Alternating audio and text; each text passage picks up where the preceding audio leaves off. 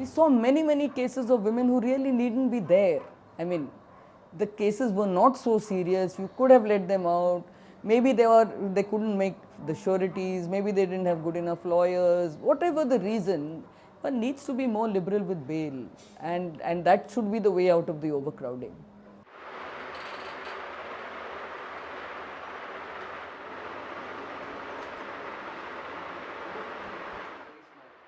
Our network is very strong. That's good.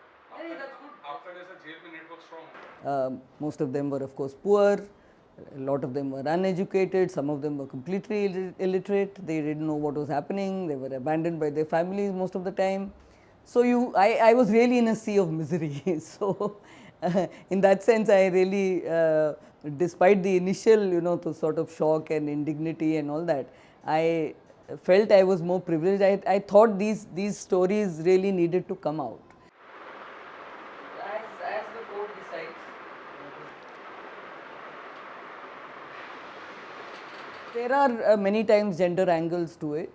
I mean, like again, I pointed out many cases where even in cases where, let us say, daughter-in-laws committed suicide, and therefore, the family would be brought in, maybe on the complaint of the parents of the woman who had died.